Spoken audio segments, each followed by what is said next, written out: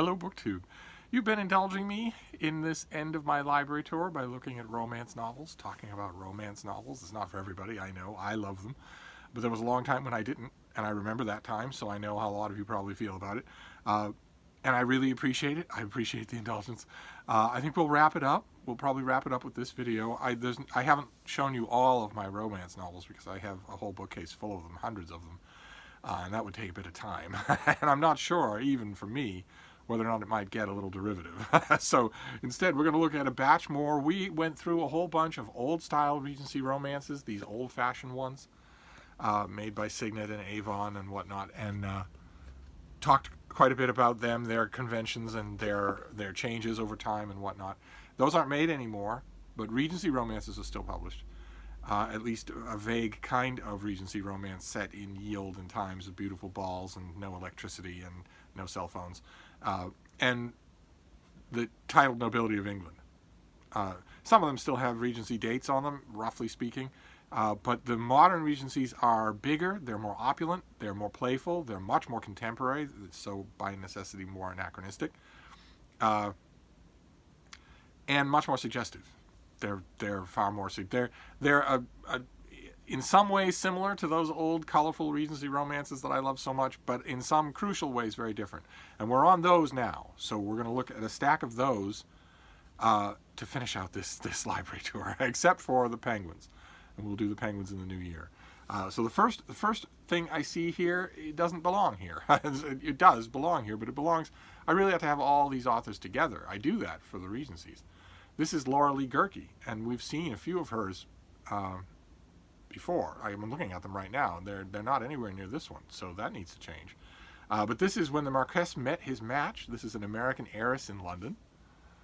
There you have the cover. Of course, he's not wearing a shirt at all. He's got one draped over one shoulder, but there is a kind of pleasant floral attitude to the cover, and the step back is far more suggestive, where he is. They are. that is not a weird romance position. There is something happening in that picture that would never in a million years be even intimated in old style Regencies. It had been in new Regencies that it's explicit usually by page 10. Then this next one is Amelia Gray. She's terrific, very playful writer. This is Wedding Night with the Earl. And this is another one of those examples. I think we saw one yesterday.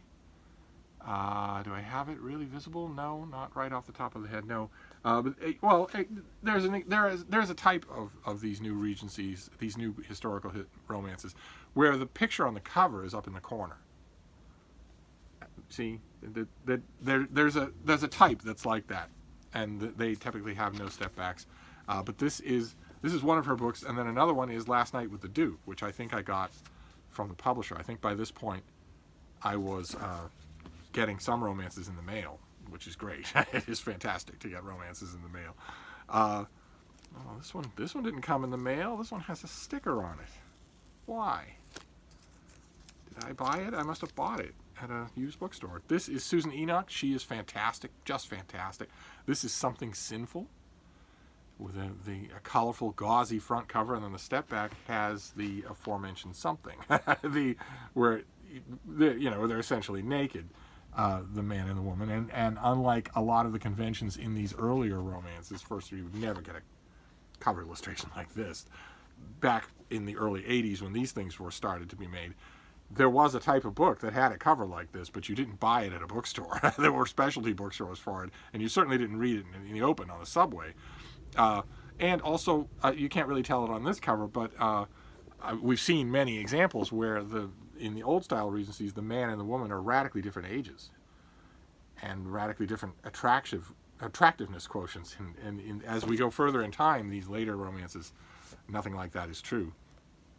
What's going on here?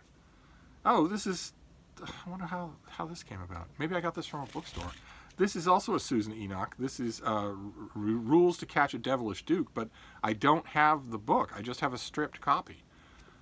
So I have, the book, but then only the step back, not the front cover. That is Paul Marin, romancing our heroine. Maybe I got this at the bookstore. Sometimes bookstores just have to return the front cover. for mass market paperbacks. They need to get that barcode back to the publisher to have the unsold copies redeemed. So a lot of bookstores would just throw away this. This is the book minus one of the two covers. Maybe I grabbed it to read it because I like Susan Enoch. Oh, well, I obviously like Susan Enoch because here's another one. This is Sin and Sensibility. And this one doesn't have a step back. Instead, it has an illustrated back cover.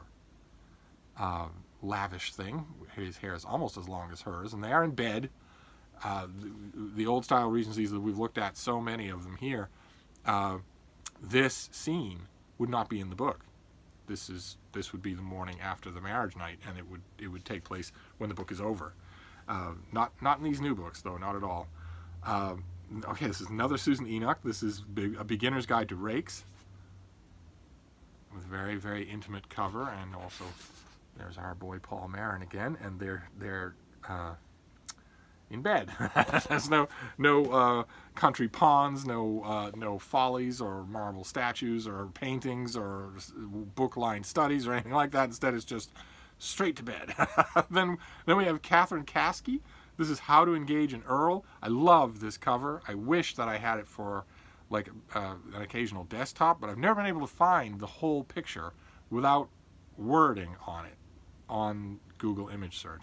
This is the front cover, and it extends to the back cover. So this is the whole thing, and it's delightful, delightfully playful, but and the book is really good too. Susan Enoch, Catherine Caskey. These are a whole bunch of others that we've seen with Elisa Kleypas, Sabrina Jeffries. These are wonderful writers. Here we have The Most Wicked of Sins by Catherine Caskey, and there is the step back is a detail. That's Paul Marin once again. He got around in these Regency covers, and the step back is a detail from this back cover painting. So that triplicate is kind of rare. Let's see what else we have here. All right, this is Most Eagerly Yours by Allison Chase. This is once again Paul Marin.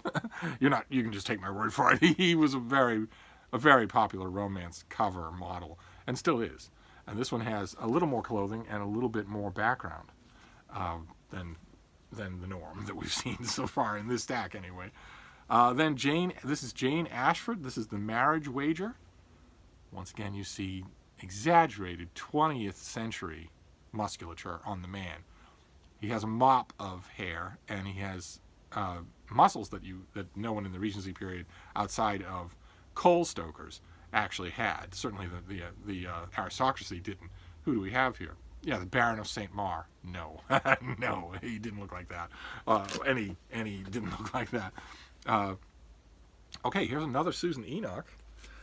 This is very similar. Yes, I just noticed. This is so similar that it is the same component. This is Taming Rafe by Susan Enoch. It has no step back, but it is the exact same picture of the man. The woman has changed slightly, but the man is the same, almost. Certainly, it's the same actor, and just slight differences there. But as you can see, far more suggestive. Let's see. Okay, this is Tiffany Clare. This is The Scandalous Duke Takes a Bride. A very florid, bright red cover. These covers often stress the midnight blues and the bright scarlet reds.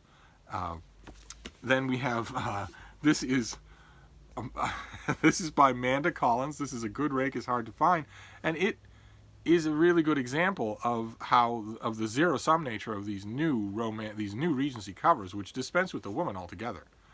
It's not like the female readers of these books, somewhere in corporate, at these publishers, someone thought, well, it's not like our female readers need help to identify with where they're going to put themselves in the story. All they want to look at is the goods on display. So you start getting Regency covers like this that don't have anything to do with, there's no romance in them at all. They're just this. They're just the man. I think that's fascinating in a way. Although I also think it's a little ironic because hand in hand with that change, with the men forming, like this is Christina Dodd, this is That Scandalous Evening. It's just a man. It's just a man on the cover. No step back, no woman at all. And it's kind of ironic that hand in hand with this trend of men being the sole object on the cover, the women in the books tend to get stronger and more three-dimensional. So it's the best of both worlds. But and then we'll do one more here to finish up with, again, my great thanks for your patience. This is The Barefoot Princess by Christina Dodd. Lovely, lovely design thing that opens up to a lovely picture. Just it's incredibly suggestive. We don't even know where her shoes are, but it's a. I've read a lot of Christina Dodd, and they're wonderful stuff. They're wonderful. I don't object to these modern Regencies at all, obviously, since I have shelves and shelves of them. And that's it. We're gonna stop there. so as I have a lot more that I could do, but it would just be more videos like this. So because we're done with the old style Regencies, and I don't think I'm gonna hit another vein of Georgette Heyer. That was a great thrill to find a bunch of those. So we're gonna wrap this up. This will be the end of my library tour. I want to thank you all, not only for this huge indulgence of romances at the end, but for the whole thing. Well, this has been. I still haven't learned how to make playlists, but this library was a long thing. I started on a whim. I started with the biographies. I think with royal biographies in the summer, and we just kept going over and over and over again. So and finally got our way all the way to the end, with one exception: the Penguin Classics. So that was a lot of fun. It'll probably be a couple of years before I do another library tour. So I'm going to wrap the whole thing up now, and I want to thank you for sticking along with me and talking to me about it. And I'll be back. We have plenty of other bookish stuff to talk about. Thank you, BookTube.